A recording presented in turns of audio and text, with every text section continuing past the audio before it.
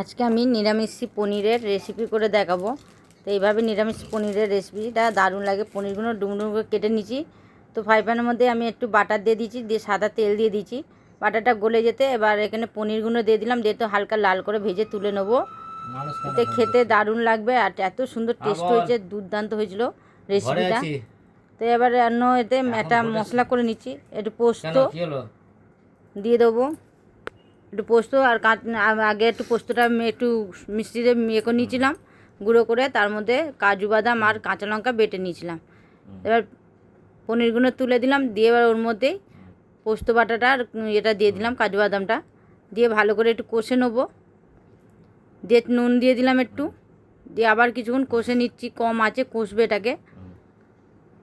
তো এবার এর মধ্যে দিয়ে দিলাম মিক্সি ধুয়ে জলটা দিয়ে দিলাম, মিক্সি ধোয়ার জলটা দিয়ে আবার কিছুক্ষণ কষে নিচ্ছি। মশলাটা যত ভালো কষবে নিতে টেস্টটা ভালো হবে।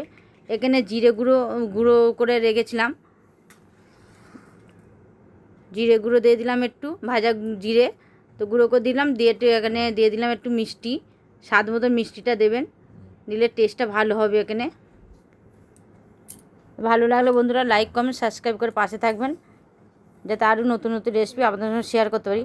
তো ভালো করে কষছি, এটাকে কষে নিয়ে এর মধ্যে এবার দই একটু দিয়ে দিলাম, দই ফেটে দিয়ে দিলাম এর মধ্যে, দিয়ে কম আঁচে একদম রাখবেন, নাহলে দইটা কেটে যাবে। একদম কম আঁচে দেখুন আমি কেটে একদম করে করছি, একটু দইটা কাটিনি, নাহলে ছানা কাটা হয়ে যায় জোরে আঁচে থাকলে।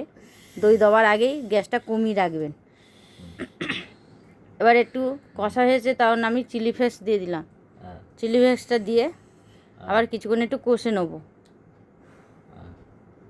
এবার ভাজা পনিরগুলো দিয়ে দিলাম, ভাজা পনিরগুলো দিয়ে আবার একটু কষে নিচ্ছি, ভালো করে একটু কষে নেবো, নিয়ে একটু জল দিয়ে দেবো, দিয়ে এবার ঢাকা দিয়ে এটাকে রান্না করে নেবো। নুন মিষ্টিটা একটু দেখে নেবেন নামানোর আগে। এর সঙ্গে রুটি, পরোটা, পোলাও, ফ্রাইড রাইসের সঙ্গে দারুণ লাগবে, দুর্দান্ত হয়েছিল খেতে। নিরামিষ পনির এইভাবে বানিয়ে দেখবেন। একটু ঢাকা দিয়ে রান্না করে নিচ্ছি, তো দেখুন ওপর দিয়ে তেল এমনি বেরিয়ে আসবে। তো তারপরে এবার নামিয়ে নেবেন। এতে খেতে দুর্দান্ত লেগেছিলো আর চমৎকার হয়েছিল খেতে।